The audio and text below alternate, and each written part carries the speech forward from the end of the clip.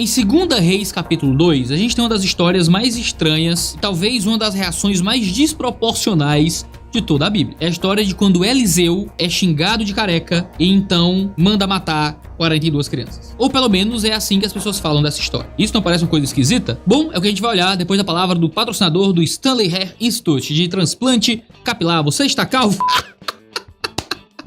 Seria um patrocínio muito bom. Duvido nada que seria altamente possível fazer esse tipo de coisa. Essa galera de agência de marketing ia propor esse tipo de coisa. Faz um vídeo sobre a calvície de Eliseu. Não tem patrocínio, eu tô brincando, não tem patrocínio de transplante capilar, não tem patrocínio de produto pra não ficar careca, nada disso não, tá? Fiquem careca, ficar careca é uma maravilha. Eu tô louco pra ficar careca, só não estou careca porque minha esposa não permite, que ela prefere eu com essas entradas do que calvinho. Por mim, eu rapava no zero e tentava fazer o tipo careca de barba, estaria muito feliz. Mas aparentemente, Eliseu não ficou feliz em ficar careca e precisou aí de algum tipo de ajuda e ficou irritado e mandou a ursa matar as crianças. Calma, que a história não é bem assim. No contexto, a gente sabe que Eliseu estava sucedendo Elias. O ministério de Elias foi muito conturbado. Ele foi convocado por Deus para condenar a idolatria a Baal do povo, confrontando diretamente o rei de Israel, no caso Acabe. Acasias, filho de Acabe, continuou com a idolatria do pai. O capítulo 1 descreve os últimos feitos de Elias, confrontando duramente Acasias, que enviou mensageiros para consultar Baal Zebub, desprezando Jeová, ali em 2 Reis 2. Os mensageiros de Acasias foram confrontados por Elias, e esse transmitiu a maldição do Senhor que Acasias morreria. Acasias envia 2 tropas, então, para buscar Elias, ordenando que ele fosse se encontrar com o rei. As 2 tropas, de 50 homens com seus chefes, são então consumidas por fogo que desce dos céus. Somente quando o terceiro dos chefes dos grupos de 50 pedem, é que, em vez de ordenar que Elias fosse à presença do rei, é que Acasias vai até Elias. Chegando na presença do rei, Elias repete a profecia dada por Deus e ela se cumpre. Com a morte de Acasias, o seu irmão Jorão assumiu o reinado porque Acasias não teve nenhum filho. Você aí que assiste Game of Thrones, assiste seriado de rei, sabe que a parada de não ter filho faz com que o trono caia pro irmão ou algo parecido. Jorão, então, fez o que era mal aos olhos de Deus. Apesar de ter tirado a coluna a Baal, ele aderiu aos pecados de Jeroboão. É nesse contexto de profunda idolatria que Eliseu aparece. O capítulo 2 relata o encerramento do ministério de Elias e o início do ministério de Eliseu. Elias foi levado ao céu em um redemoinho ao meio de carruagem de fogo. Eliseu então pede porção dobrada do Espírito para desempenhar a tarefa que era de Elias. Ele sabia que não ia ser fácil, sabia que não conseguiria por sua própria força. Eliseu então herda esse ofício, sendo reconhecido pelos discípulos dos profetas, e então inicia o seu ministério. O capítulo 2 também descreve os primeiros feitos dele. Eliseu, revestido do poder de Deus, purifica a água da cidade, tornando-a boa para beber. Contrastando com esse milagre de cura, o feito seguinte é justamente o despedaçamento dos 42. E aqui a coisa fica interessante. O local onde os 42 encontram Eliseu é Betel, que significa casa de Deus, porque foi ali que Jacó teve um encontro com Deus em Gênesis 28. Quando Israel foi dividido, Jeroboão transformou Betel em um importante centro religioso que na verdade era um tipo de ambiente sincrético entre religiões hebraicas e cananeias. A casa de Deus, então, se torna a casa da idolatria ou a casa da iniquidade, segundo o profeta Oséias, no capítulo 10. Central a este capítulo é a partida de Elias e a sucessão de Eliseu. Tiago Abdala, em um excelente artigo sobre esse capítulo, nota que Elias e Eliseu possuem semelhança com Moisés e com Josué. Elias toca com seu manto nas águas do Jordão e elas se abrem, assim como Moisés abriu o Mar Vermelho. Josué recebeu o encorajamento de Deus, confirmando sua liderança, e Eliseu repete o ato, que era de Elias, abrindo as águas do Jordão, e é reconhecido pelos profetas. Gracejam contra Eliseu por ele ser careca logo após a morte do seu mestre, que era cabeludo, e ter sido tirado dele. Talvez ter raspado a cabeça fosse um ato de luto pela partida de Elias, mas também é possível que eles estavam tirando sarro de Eliseu porque acreditavam que ele estava desprotegido sem Elias. Eliseu então mostra que tem o espírito de Elias, que é o espírito de Yahvé, porque ele chama ursas da floresta de prontidão, como Elias chamou o fogo dos céus para consumir soldados de Acasias. Deus responde de prontidão o chamado de Elias, e assim como ele libertou leões contra profetas desobedientes em outros momentos do Antigo Testamento, traz aqui seres selvagens para despedaçar os inimigos de Deus. Então o problema não era a calvície de Eliseu, o problema é duplo. Primeiro,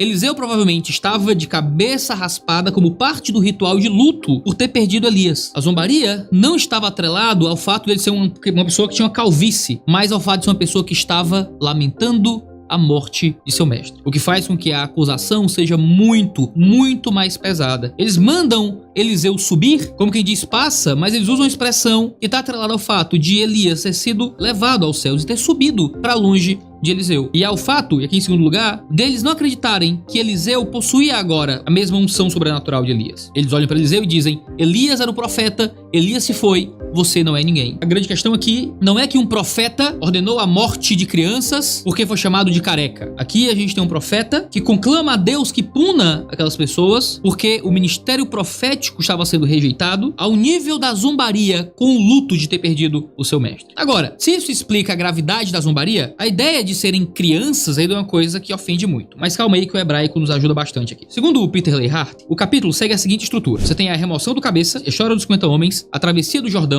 Elias divide as águas. Então Eliseu pede uma porção dobrada do Espírito, o redemoinho e as carruagens levam Elias separando-os. Elias é levado por redemoinhos aos céus. Então Eliseu vê, chama a carruagem e rasga suas roupas, o seu manto, divide as águas, relata dos 50 homens, chamado de careca.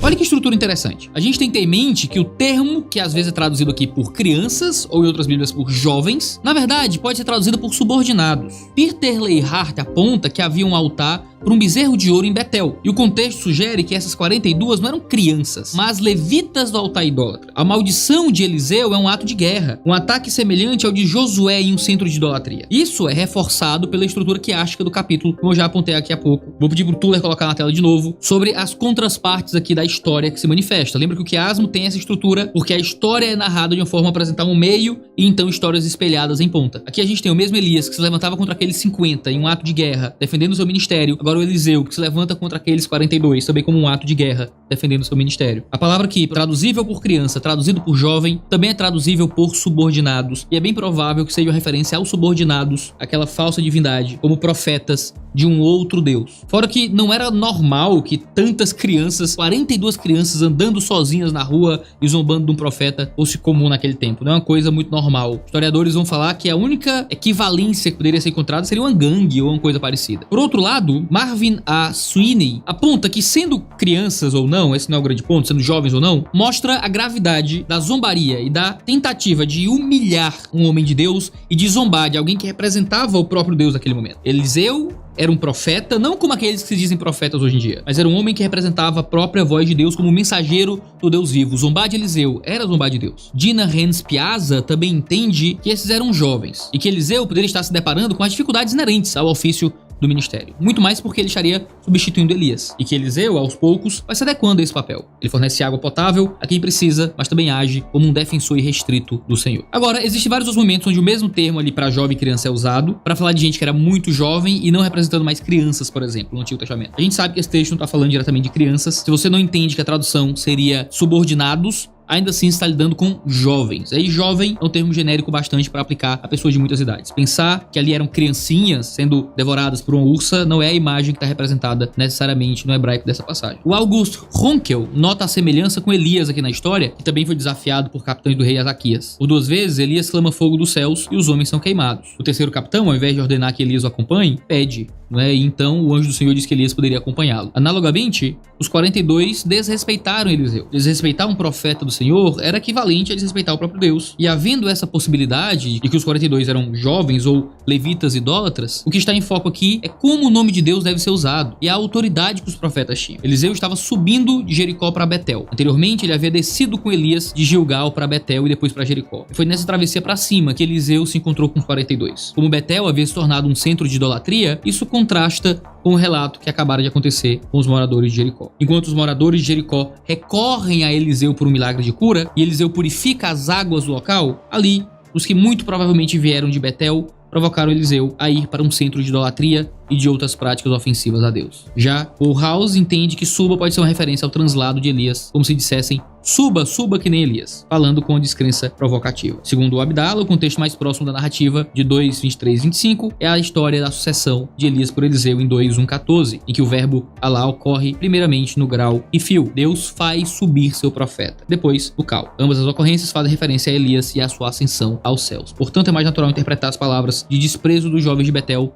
em relação a Eliseu como uma referência ao que havia ocorrido com o mestre do profeta no contexto da passagem. Isso é, a subida aos céus. Há também uma provocação com Eliseu ter sido chamado de careca. Elias era conhecido por ser peludo. A provocação de chamar Eliseu de careca parece ser uma forma de dizer que ele estava destituído do poder que havia em Elias. Quando ele amaldiçoa os 42 em nome do Senhor, isso é, na autoridade de Deus, ele confirma que sobre ele está o mesmo poder que estava sobre Elias. Jan Provan não vê um motivo claro para chamá-lo de careca, mas aponta que jovens, assim como adultos, devem ser alvos do julgamento divino por seus pecados. Ser jovem não é desculpa para você zombar de Deus. A passagem pode ser chocante, porque é uma imagem horrenda que 42 jovens ou 42 levitas sejam despedaçados por 2 ursas. É até horrendo que 42 adultos sejam despedaçados. Porém, mais chocante ainda, deveria ser o nome de Deus sendo desrespeitado na nossa frente. A passagem nos mostra como Eliseu era, de fato, o sucessor de Elias. Ele tem poder para milagres e ele também carrega o peso de fazer o nome de Deus ser honrado. Nem idólatras, nem mesmo jovens teriam prerrogativa de zombar do nome de Deus que estava sendo representado pela figura de Eliseu. E Eliseu entendia o peso dessa responsabilidade. Foi assim que ele começou seu ministério, demonstrando que Deus tem poder para fazer milagres e tragam muitas vezes bênçãos, mas também deve ser honrado por ser Deus, porque sua ira e a sua justiça são fortes e despedaçadoras. Esse é o De Olho no Texto de hoje, e Deus possa abençoá-los através do peso e da força também da palavra de Deus. Um abraço apertado, um cheiro no cangote e até o próximo vídeo aqui do nosso canal.